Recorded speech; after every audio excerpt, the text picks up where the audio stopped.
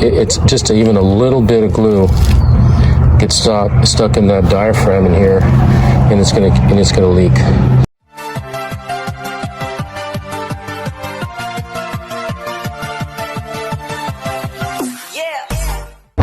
All right, so today we're going to replace these valves here. They're anti-siphon, and they're not supposed to be, leveled with the ground like that. So we're going to bring them back up with some risers and put them up to code.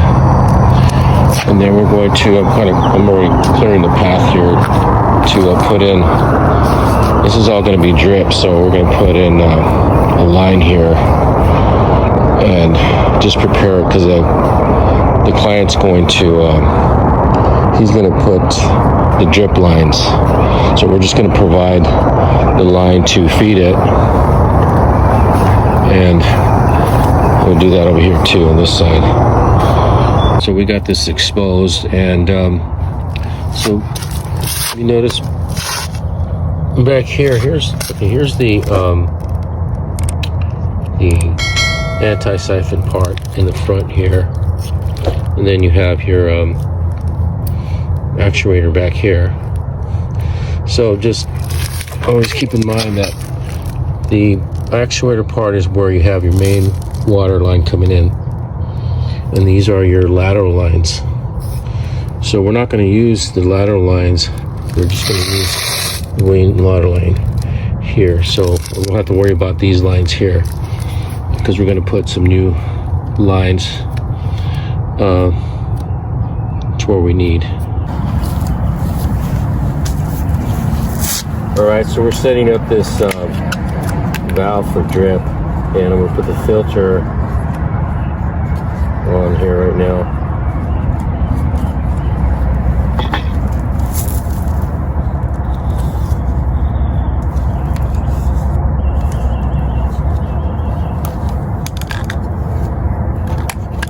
Filter right here where the anti-siphon part of it is. You notice this arrow is going down, so you know that's the direction of the water. So you'll see that arrow on the sides here.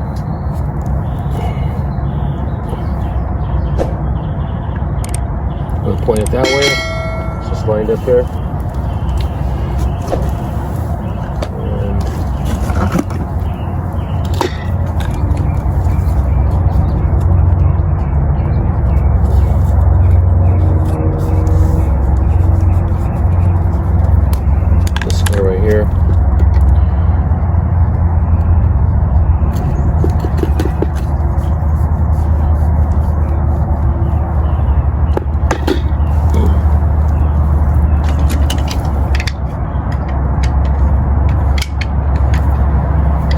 I'm going to grab this right here, the threads are, because I'm going to cut that out anyway.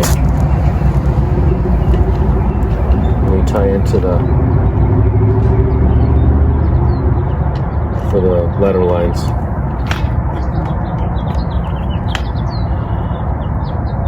Okay. And I want to point out that when you're assembling this, you'll save a little time if you do this part first, because if you do this first here, then this will be in the way when you're trying to turn it. You can still do it if you take this filter housing off.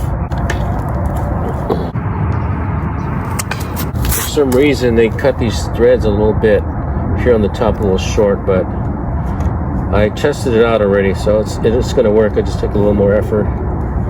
You might even have to switch it on the other side and see this side works better.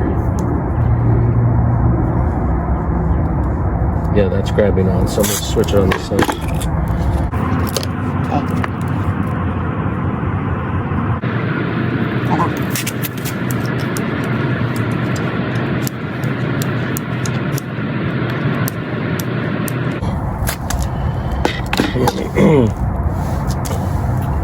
So when you're taking this, when you're figuring out how long these need to be, just take in consideration that you got this and then, you know, from there to there.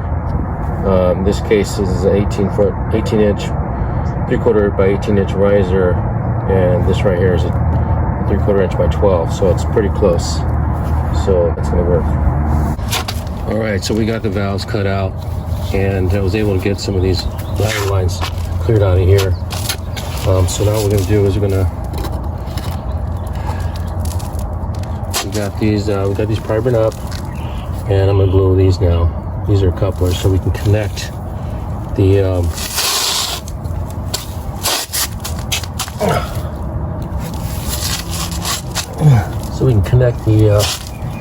valves to that. Okay, so we got the couplers in there, and I'm gonna let it set for just a little bit, and then I'm gonna blow it out, meaning that I'm gonna turn on the water line real quick, so if there's any glue in there, you know, excess of glue, that it'll blow out with water pressure.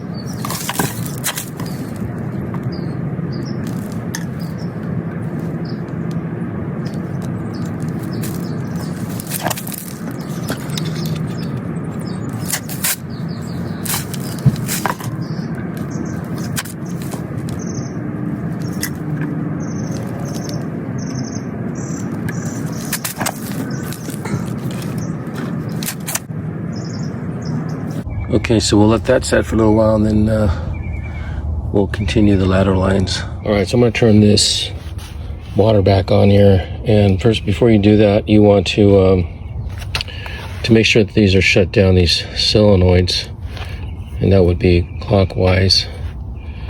And then also these bleeders back here, that bleeder, make sure that's shut off, that's all the way closed up.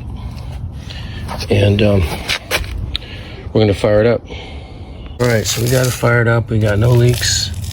It all looks good. You notice I didn't tie in the ladder lines, and that would be because you want to just make sure that there's no leaks before you proceed with that, with the main water line to the valve. So we're all good here.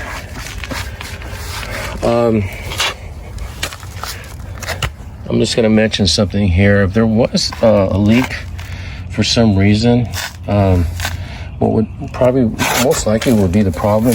I'm gonna do that, demonstrate it in another video, but I'll briefly tell you what you do. So what you do is you shut off the water, whatever valve it is, shut the water off, and you can unscrew these guys right here, crank it out, and you'll see there's a diaphragm in there, a spring, and you would take that off, blow it out, and then check it out, check the whole part, you know, because when you open this up, you can check inside of that too, as well as inside here. So you'd blow it out, and then you would clean this off too. You know, it's just even a little bit of glue gets stuck in that diaphragm in here, and it's gonna leak. So we'll go over that with another video, but anyway, that's what you would do. All right, so now we're gonna pressurize these lines, make sure there's no leaks or any problems with the lines. Let's turn this on. So what I did is I put a cap over here, and we're all good there. No leaks. So it's fully pressurized, and we have no leaks. We'll shut that off. To the next one.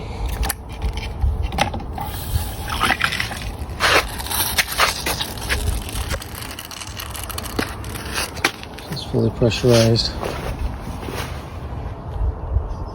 No leaks. And shut that off. Do the last one. And all right, so we're all done here. Got everything squared away. Hope this helps you out. If you have any questions, just leave a comment. Don't forget to subscribe, and we'll see you next time.